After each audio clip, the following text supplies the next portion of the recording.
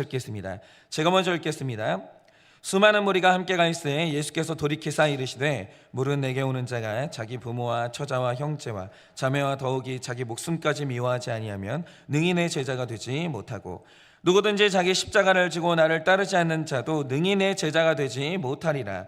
너희 중에 누가 망대를 세우고자 할진대 자기의 가진 것이 준공하기까지 족할는지 먼저 앉아 그 비용을 계산하지 아니하겠느냐.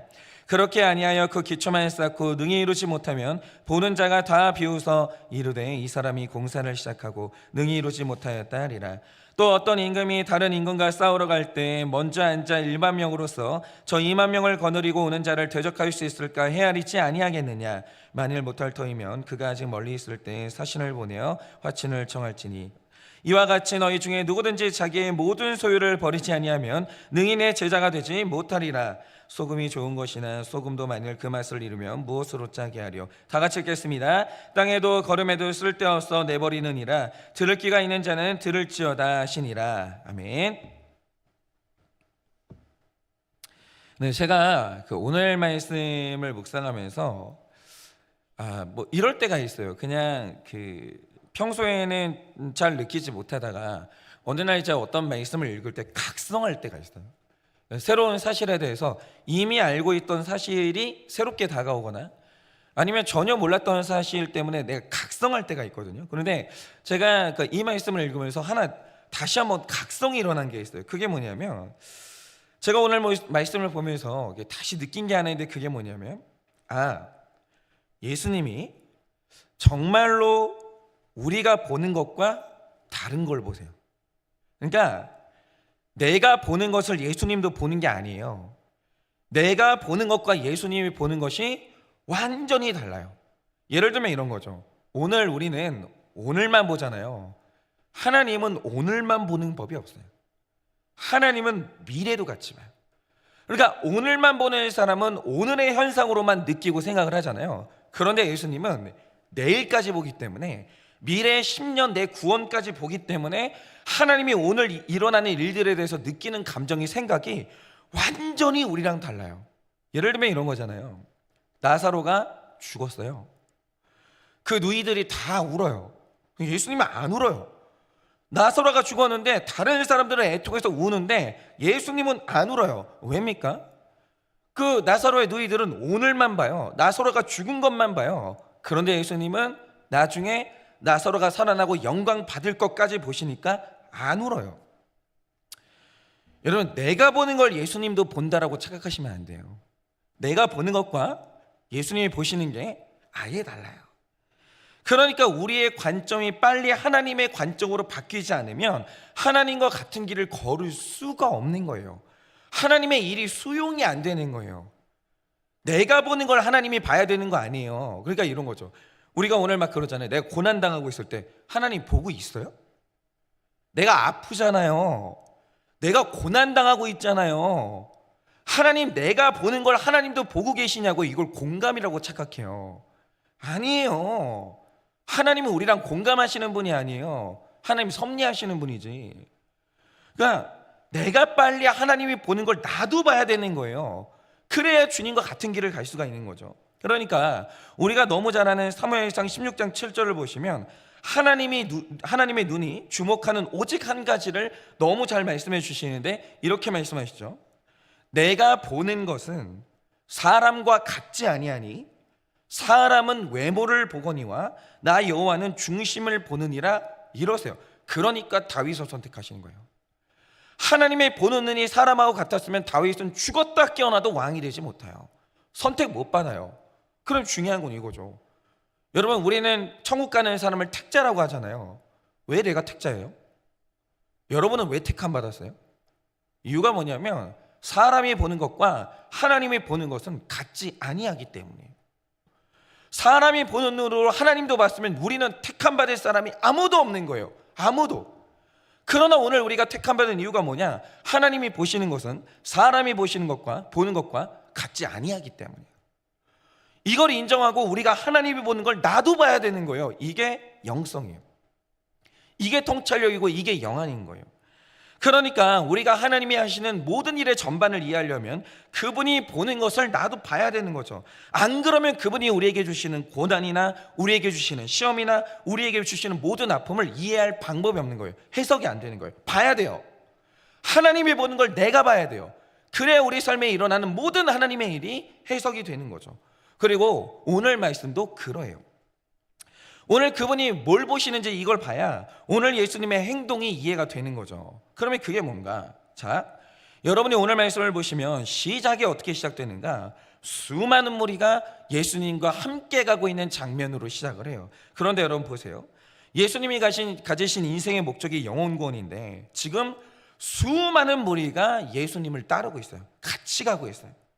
그런데 오늘 말씀을 보면 적은 무리가 아니라 수많은 무리라고 표현해요. 그런데 여기에서 수많다라는 이 표현은 원어적으로 보면 10,000명 이상의 단위를 뜻하는 거예요. 그러니까 그 당시에 숫자를 표현할 때 군대 단위로 표현을 했거든요. 그러니까 이거는 거의 10,000명쯤 되는 거예요. 엄청난 군중이 예수님을 따르고 있는 거예요. 우르르르 따르고 있는 거예요. 그러면 요즘도 어떤 목회자가 10,000명에게 영향력을 미친다 그러면 요즘 시대에도 그 목회자는 성공한 목회자예요. 그런데 요즘처럼 모이는 게 쉬운 시대도 10,000명이면 엄청난 성공이거든요. 그런데 모이는 게 어려웠던 예수님 당시에 그 주변으로 1,000명, 2,000명, 10,000명이 모였다. 그러니까 대제사장이나 바리새인들이 그래서 위기감을 느낀 거예요. 이 말뜻이 뭐냐면 10,000명을 동원할 정도면 대제사장보다 영향력을 뛰어넘었다 이 뜻이거든요. 그러니까 어떤 사람도 이렇게 사람을 끌어당길 수는 없는 거예요. 그러니까 자, 사람이 볼 때 사람이 보는 것은 성공했어요. 예수님이 성공한 분이에요. 지금 죽어도 여한이 없는 거예요. 그러니까 내가 보는 게 진실이라고 생각하고 그 길로 쭉 달려가다 보면 멸망하는 거예요. 사람이 볼 때는 이거 성공한 거예요. 그리고 누가 봐도 성공한 이 모습, 수많은 모습을 그 사람들을 거느리고 있는데 갑자기 예수님이 멈추세요. 그리고 돌이키세요. 그러니까 이 말뜻이 뭐냐면 지금 예수님 주변에 있는 사람들이 예수님한테 자기 시각으로 다 얘기를 하는 거예요. 예수님 축하드립니다. 성공하셨습니다. 어떻게 하면 예수님처럼 될 수 있습니까? 이런 식으로 예수님의 성공을 부러워하고 있는데 정작 그 중심에 있는 예수님이 길을 가다가 갑자기 이러시는 거죠. 이거 아니야. 이건 아니야. 뭐가 지금 엄청 잘못됐어. 이런 말로 찰물을 좀 끼얹고 오늘 말씀의 얘기를 하고 계시는 거예요. 오늘 말씀을 보시면 지금 찬물 끼얹으시는 거예요. 니들이 지금 구원의 길 가고 있는 것 같아? 근데 이건 아니야 라고 하면서 하나님이 뒤집으시는 거죠. 그러면 예수님은 지금 수많은 무리가 모인 이것을 왜 성공이 아니라고 부정하시는 것인가? 이유는 수많은 무리가 함께 갈세라는 이 구절에서 함께 갔다는 표현에 이유가 있는 거예요. 그러니까 성경을 보면 참 재미있는 게 뭐냐면 그래서 사실 좀 목회자는 어쩔 수 없이 원어를 봐야 되는 게 뭐냐면 이런 게 의미가 있는 거예요. 자, 어떤 사람이 길을 이제 무엇과 함께 갈 때 이게 헬라어를 보면 그 함께 가는 모양을 두 가지로 표현하는 단어가 있어요. 그게 뭐냐? 하나는 심포리오마이고 하나는 아콜로데오, 이 두 단어예요. 그러니까 이 두 단어가 둘 다 무엇과 함께 가는 사람의 모습을 묘사한다라는 거죠. 그런데 함께 간다라고 하는 성격이 완전히 달라요. 예를 들어서 누가복음 5장 11절을 보면 베드로가 예수님의 명령에 의지해서 그물을 던졌다가 신비한 방법으로 물고기를 잡아요. 그러고 나서 내 눈앞에 있는 존재가 신적인 존재라는 사실을 알게 돼요. 자, 그러면 이 다음부터 나오는 행동이 중요한 거죠. 그는 어렴풋이 내 눈앞에 있는 존재가 범상치 않다는 것을 알게 돼요. 그러자 어떤 행동을 하냐? 그 즉시 오늘 말씀에 나오는 것처럼 모든 것을 버려둬요. 여러분, 그 당시에 어부가 배가 얼마나 큰 재산이에요. 그러니까 그물은 예를 들어서 그 요리사한테 후라이팬 같은 거예요. 배하고 그물은 전 재산이에요. 엄청 중요한 거예요. 그런데 말씀을 보면 그 즉시 모든 것을 그 자리에 내려놓고 버려뒀다라는 것은 그 다음에 뒤돌아보지 않고 예수님을 따라갔다 이 뜻이에요. 베드로가 그렇게 해요, 그날. 그러니까 여기에서 베드로가 예수님을 따라갔다라고 할 때 이 단어가 바로 아콜로데오예요. 그러니까 이 아콜로데오의 성격이 뭐냐면, 예를 들어서 이게 베드로가 늘 제일 잘하는 게 이런 거였었는데, 내가 이제 배 안에 있었어요. 그런데 예수님이 너무 위험한 물 위로 걸어오고 있는 거예요. 그런데 그날 베드로가 했던 아콜로데오가 뭐냐, 배 안에 있던 내가 예수님과 함께 가기 위해서 너무 위험한 배 밖으로 몸을 던져버리는 거예요. 베드로는 늘 그렇게 해요. 이 사람이 좀 생각이 짧거든요. 믿음이 좋은 건 아니고 생각이 없어요. 늘 그렇게 해요. 내가 예수님이 있는 쪽으로 가요. 거기가 위험해도. 그러니까 또 하나는, 나는 말을 타고 편안하게 가고 있고 예수님은 말 아래서 힘들게 땅을 걷고 있어요. 그때 아콜로데오는 뭐냐, 내가 예수님께 갈 수 있다면 말에서 내려서 땅으로 내려오는 거예요. 즉 내가 상대와 함께 걷기 위해서 내 위치를 상대의 위치로 옮기는 행위, 내가 그를 따라가는 행위, 이게 뭐냐, 베드로라는 제자가 늘 제일 잘했던 아콜로데오 따름이에요. 이걸 우리는 따름이라고 그래요. 제자는 따라가는 사람이죠. 그 외엔 제자 아니에요.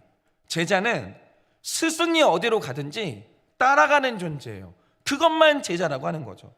그런데 오늘 말씀에 나오는 거 잘 보세요. 오늘 말씀에 나오는 무리도 예수님을 따라갔다 이렇게 얘기해요. 그런데 이 따라갔다라는 단어가 신기한 게도 아콜로데오가 아니에요. 그럼 뭐냐? 여기는 심포리오마이를 써요. 그러면 이게 완전히 뜻이 달라지는 거예요. 말하자면 이런 거죠. 예를 들어서 조선시대에 사는 선비가 내 꿈을 이루기 위해서 한양으로 과거 보러 가는 시험을 보러 가요. 그러면 양반집 자제가 그런 길을 갈 때는 팀을 꾸려요.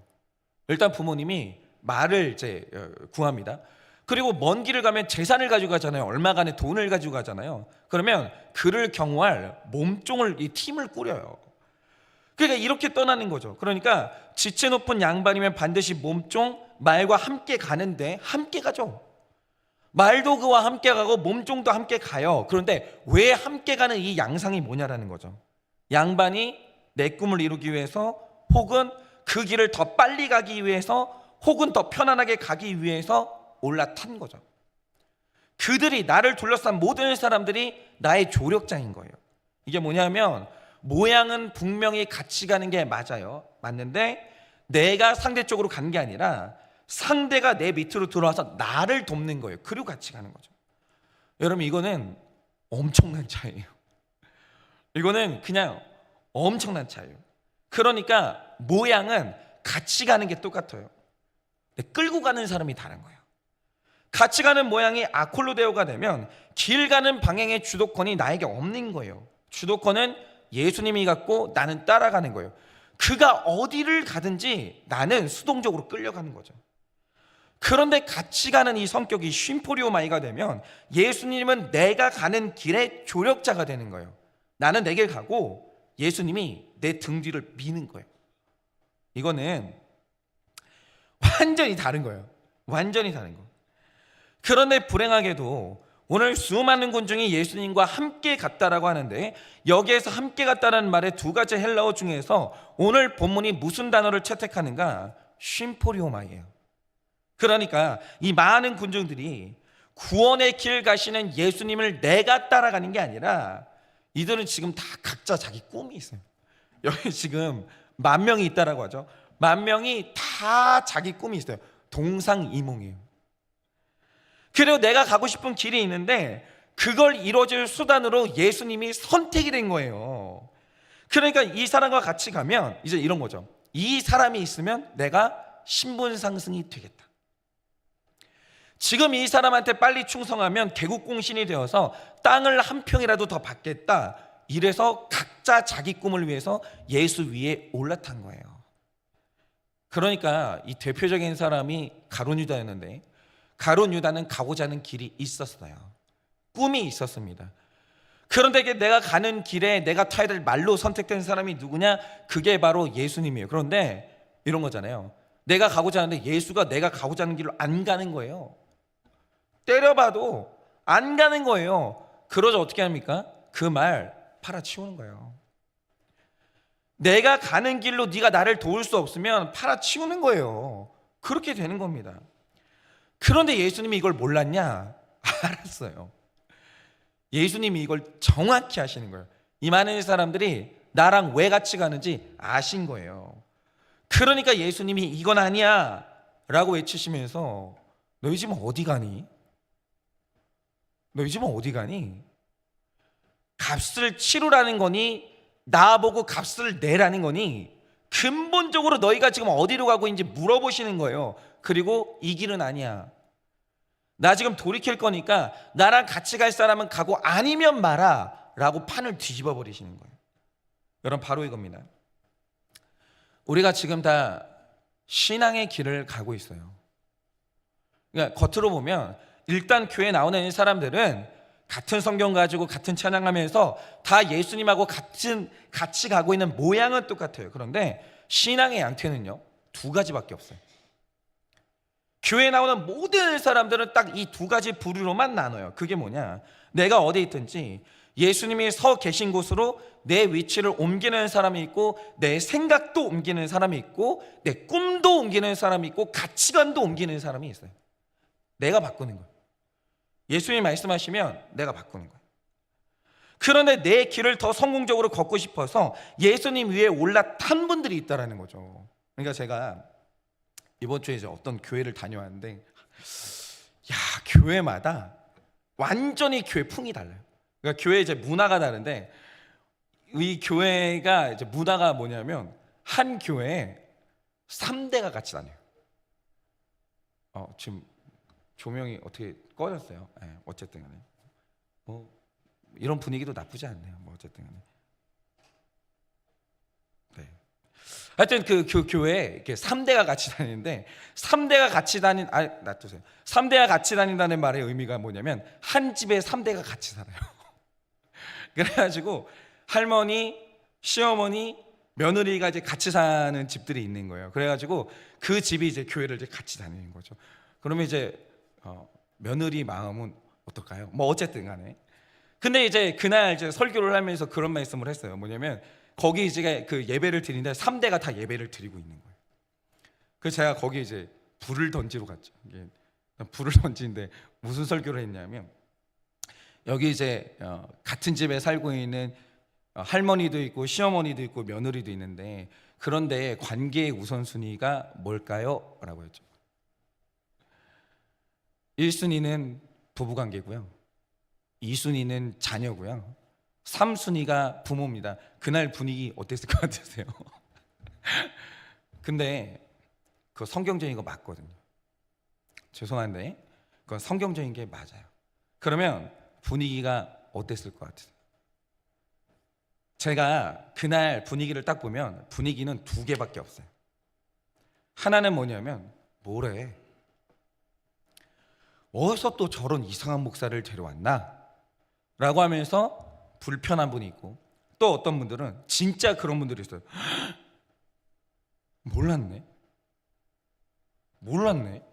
목사님, 저는 몰랐어요. 저는 이게 맞는 줄 알았어요. 근데 이게 이런 건 줄 몰랐어요. 그런 분으로 분위기가 딱 나뉘는 거예요. 딱 나뉘는 거예요. 여러분, 교회는요, 이 두 개밖에 없어요. 어떤 말씀이 선포될 때 뭐래? 오늘 저 목사가 저 발언을 철회하지 않으면 나는 이 교회를 다닐 수 없다, 이렇게 되는 사람들이 있고, 딱 목사님 몰랐어요. 목사님, 저는 말씀에 이런 게 있는 줄을 몰랐어요. 저 어떻게 해야 돼요? 이러면서 내가 예수 쪽으로 옮기시는 분들이 있다라는 거죠. 그러니까 어떤 분들을 보면 내 길을 더 성공적으로 걷고 싶어서 예수님 위에 올라탄 분들이 있다라는 거죠. 예를 들어서 떼 부리는 기도가 그런 거예요. 떼 부리는 기도는 전형적으로 이방인들의 기도예요. 내 인생의 꿈도, 만나고 싶은 사람도, 내가 해야 되는 사명도 다 이미 자기가 정해놔요. 예수님한테 늘 제일 많이 기도하는 이 기도의 단어가 뭐냐? 도와달라요. 기도 중에 여러분이 지금 무의식 중에 쓰는 단어가 그 사람 진실이거든요. 주님 도와주세요, 도와주세요, 도와주세요, 이런 단어를 많이 쓰고 계시면 여러분 지금 따라가는 양태가 잘못됐다라고 생각하시면 돼요. 여기서 예수님 쪽으로 내 위치를 옮기는 사람은 제자요, 예수님을 내 자리로 부르는 사람은 바로 그게 기복신앙인 거예요. 예전에 굉장히 인기 있었던 드라마에서 저는 이제 잊지 못하는 이제 대사가 있는데 이런 거예요. 어떤 아이가 자기를 학대하는 계부 밑에서 굉장히 힘들게 살고 있었어요. 그러다가 어느 날 굉장히 우연치 않게 하나님 같은 존재를 알게 된 거예요. 세상에 이런 존재가 있다는 걸 이 소년이 알게 됐어요. 그런데 하나님 같은 존재가 있다는 걸 알게 된 소년이 그 다음에 어떻게 됐는지는 나오질 않아요. 그런데 어느 날 이 소년이 할아버지가 되고 죽어서 다시 그 하나님 같은 존재를 만났어요. 그러니까 이 하나님 같은 존재가 하는 말이 뭐냐? 너 어떻게 그렇게 일생을 잘 살았니? 내가 너 다 봤어. 너무 훌륭하게 살았고 남을 도우면서 이렇게 잘 살아줘서 고마워. 너 너무 잘 살았어. 이렇게 칭찬을 하는 거예요. 그러니까 이 할아버지가 된 소년이 하는 말이 뭔가? 아니요, 전 오히려 당신에게 감사해요. 왜냐하면 나는 당신이 존재한다는 걸 알게 된 이후로 도저히 이전처럼은 살 수가 없었어요. 늘 당신이 존재한다는 걸 생각하면서 언제나 정직한 길을 걸어왔고 당신에게 졌던 빚을 갚기 위해서 일평생 노력했다고, 당신께 감사하다고 이렇게 얘기를 하는 거예요. 그러자 하나님 같은 존재가 그때 했던 말이 뭐냐면 너무너무 이상하다는 거예요. 왜 그러냐? 내가 존재한다는 걸 알았을 때 너처럼 사는 사람도 있었다라는 거예요. 그런데 훨씬 많은 사람들은 내가 있다는 사실을 알게 되자 하나님이 있네? 전능한 존재가 있네? 이걸 알게 되자마자 일평생 불평만 했는데 끝없이 요구만 했다라는 거예요. 하나님 계시면서 왜 돈 안 주세요? 하나님 계시면서 왜 치료를 안 해주세요? 하나님 계시는데 왜 나를 실패하도록 내버려 두셨어요? 이렇게 마치 나한테 축복을 맡겨놓은 사람처럼 끝도 없이 요구했다는 거예요. 그러면서 소원이 이루어지지 않으면 나를 미워하는 사람, 나를 원망하는 사람이 훨씬 많았다라는 거예요. 그런데 저는 이게 너무 맞다라고 생각해요. 여러분 보세요. 하나님이 계세요.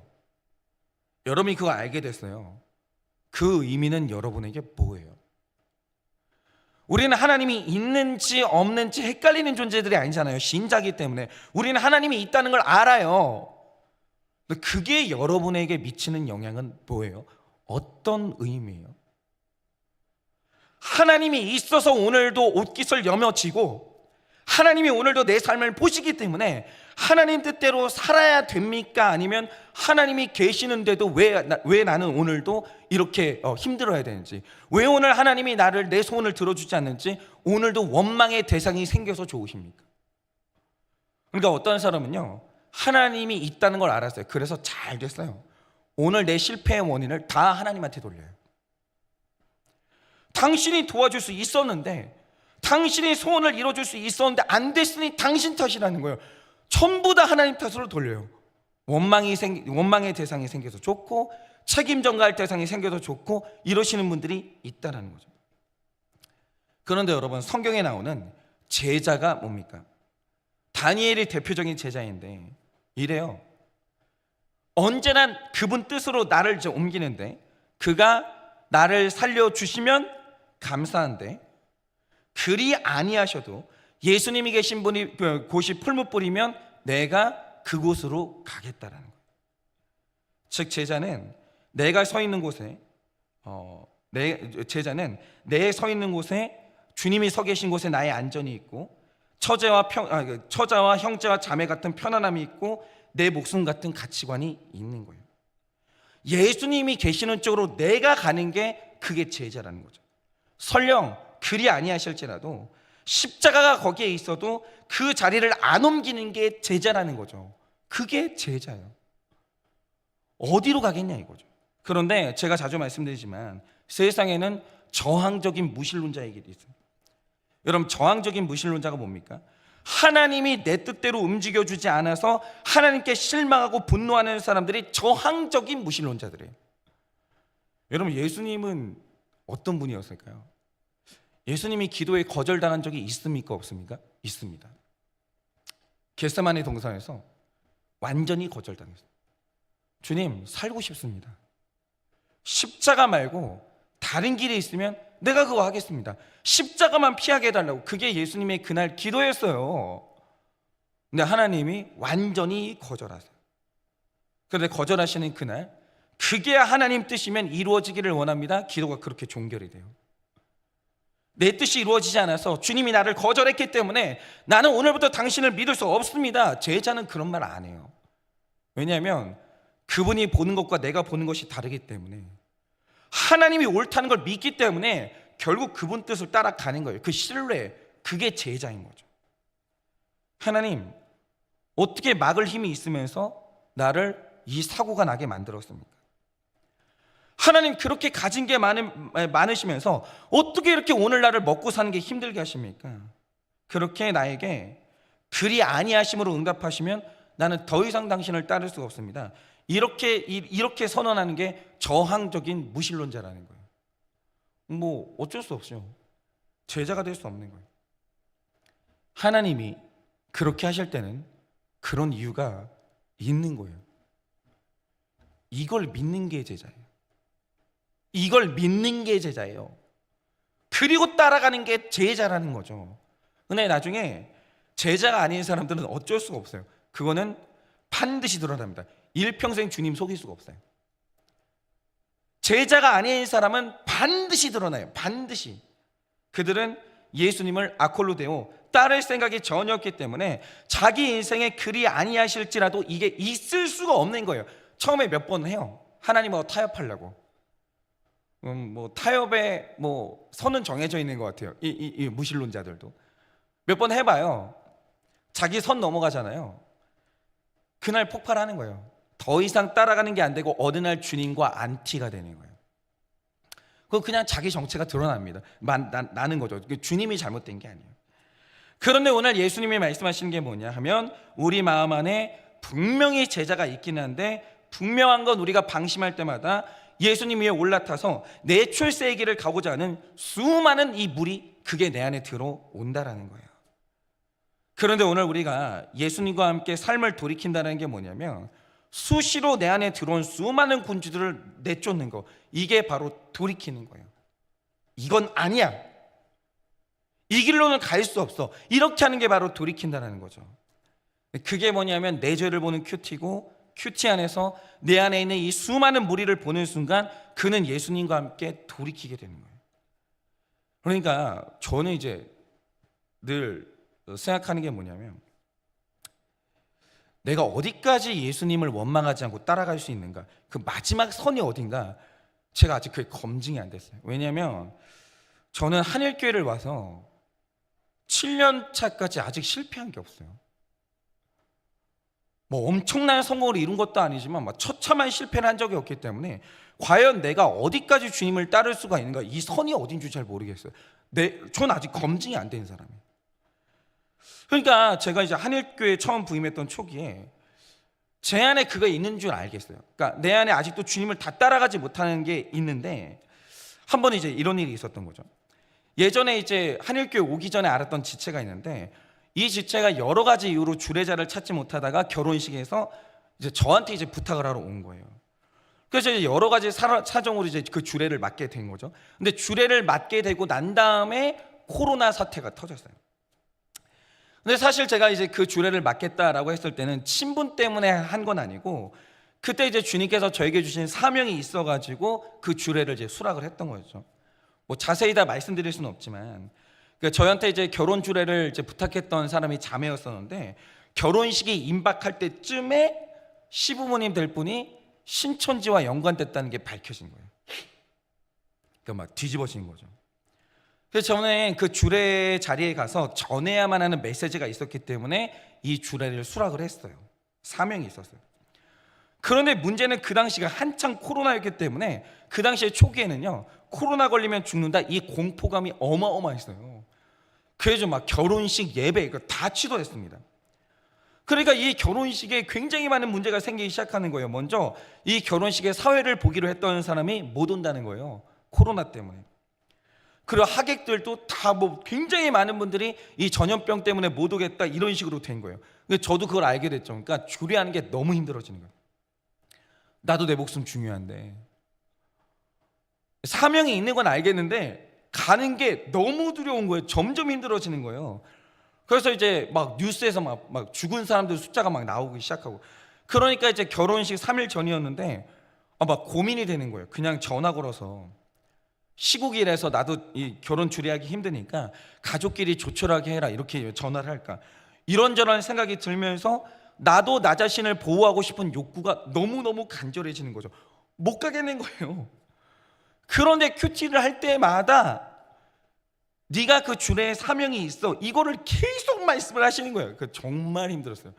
마음이 너무 힘든 거예요. 그러니까 저는 그때 알았어요. 내가 순교할 그릇이 못 된다는 걸 그때 알았어요. 그릇이 간장 종지만 해요. 못 하겠는 거예요. 못 하겠는 거. 그래서 제가 그때 깨달은 게 뭐냐면, 내 안에 예수님이 계신 곳으로 가지 못하게 하는 내가 너무 많구나. 그러니까 김양재 목사님이 말씀하신 게 딱 맞아요. 오늘도 내가 극단적인 고난을 안 당하는 이유가 뭐냐? 복 받아서 그런 게 아니에요. 하나님이 내 그릇 작은 걸 아시는 거예요. 그러니까 고난을 가함해 주시는 거예요. 그런데 오늘도 하나님께서 극단적인 고난으로 우리를 이끄시는 분이 누구냐? 그거는 시험 들지 않을 걸 아시기 때문에, 수준이 높기 때문에. 해석이 올바라야 되는 거예요. 제가 지금 고난당하는 분들 기분 좋으라고 드리는 말씀이 아니에요. 그릇이 되니까 그릇이 되는 만큼 고난 주시고, 그 고난이 약조료가 돼서 그 사람은 더 많은 사람 살리는 거예요. 근데 제가 제 동생 같은 이 고난이 없는 이유가 뭐냐? 제가 그릇이 안 되는 거예요. 제 안에 예수님이 계신 곳으로 가지 못하게 하는 내가 너무 많은 거예요. 내 안에는 분명히 예수님 가시는 곳에 나도 따라가고 싶은 제자도 있지만, 죽어도 예수님이 가시는 곳에 나는 못 가겠다 외치는 무리가 내 안에 있는 것을 그때 확인을 했어요. 그런데 또 큐티가 그런 마음을 회개하게 하는 큐티 말씀만 계속되는 거죠. 네 생명 내가 지키는 거지, 네가 지켜서 지켜지는 게 아니라고. 혹여나 그리 아니하실지라도 너 한 번 좀 해보라고. 그리 아니하실지라도 인생의 그 길 한 번은 가야 되는 거 아니냐, 네가 목사면. 그런 말씀을 그때 계속 주시면서 저를 압박하는 거예요. 그래서 하늘 수가 없이 정말 개가 막 개목걸이에 끌려가지고 이제 끌려가듯이 갔죠. 갔는데 아무 일이 없고 그냥 잘 다녀왔던 이제 기억이 있어요. 그리고 이제 전해야 될 메시지를 다 전하고 왔죠. 여러분, 오늘 말씀은 이걸 말합니다. 여러분 안에 군중이 있어요. 여러분 안에는 예수님이 어디 가자라고 하면 다 따라가는 게 아니라, 주님 거긴 죽어도 못 갑니다. 주님 저는 제가 가야 될 길이 있어요, 제가 가고 싶은 길이 있어요 라고 주장하는 이 군중이 제 안에도 있고 여러분 안에도 있어요. 근데 중요한 건 이겁니다. 예수님은 군중과는 절대 함께 가지 못해요. 그거는 타협의 대상도 아니고 돌이켜야 돼요. 그것은 돌이켜야 돼요. 사람이 보는 것과 예수님이 보시는 것은 완전히 달라요. 여러분, 오늘 말씀에서 믿으셔야 되는 게 있어요. 예수님이 오라요. 예수님이 가자고 하는 대로 가야 우리는 구원받아요. 그런데 이 돌이킴이 없으면 나 또한 기복의 길로 빠지게 되는 거죠. 여러분 안에서 지금 예수님이 계신 곳으로 죽어도 가지 못하겠다고 버티고 고집부리고 있는 그 군중은 뭐냐라는 거죠. 예수님이 지금 아무리 말씀하셔도 포기가 안 되는 것, 죽어도 지지 못하게 하는 그 십자가가 뭐냐라는 거예요. 바라기는 이 구호를 다시 새기시기를 바랍니다. 우리 인생의 목적이 행복이 아니라 구원이고 거룩이에요. 내 인생의 목적을 위해서 오늘 지체 없이 예수님이 계신 곳으로 내가 내 자리를 옮기는 귀한 제자가 되시기를 예수님의 이름으로 축원합니다. 이 시간에 제가 기도하고 축도함으로 예배를 마치겠습니다. 기도하겠습니다. 주님, 오늘 군중들이 예수님 계신 곳에 내가 가는 게 아니라 내가 가고자 하는 곳을 예수님이 데려가 주시기를, 내가 가는 그 길에 예수님께서 등 밀어 주시기를 그렇게 바라며 수많은 군중이 예수님과 함께 갑니다. 그러나 예수님은 더 이상 그 길을 그들과 함께 가지 못하십니다. 예수님은 제자들과 함께 가는 분이시지 군중과 함께 갈 수 있는 분이 아닙니다. 주님, 오늘 이 아침에 주님께 여쭙습니다. 저는 군중입니까? 제자입니까? 내 안에 군중이 있다면 오늘 돌이키기를 원합니다. 나 있는 곳에 예수님이 오시는 것이 아니라, 나 가는 것을 예수님이 도와주시는 분이 아니라, 예수님 가는 그 길에 예수님 옷자락 꼭 붙들고 그 길을 죽기까지 따라가 예수님이 이루고자 하시는 그 구원을 나도 이루기를 원하는 그 제자가 되기를 원하오니, 주님 오늘 제자 되게 하여 주시고, 그래서 주님이 가시는 그 길에 나도 있어 마침내 구원을 이루는 내 인생 될 수 있도록 은혜를 허락하여 주시옵소서.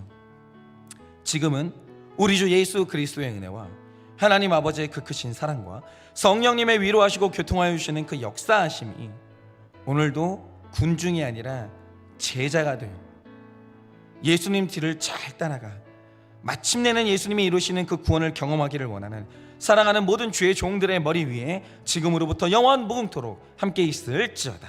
아멘.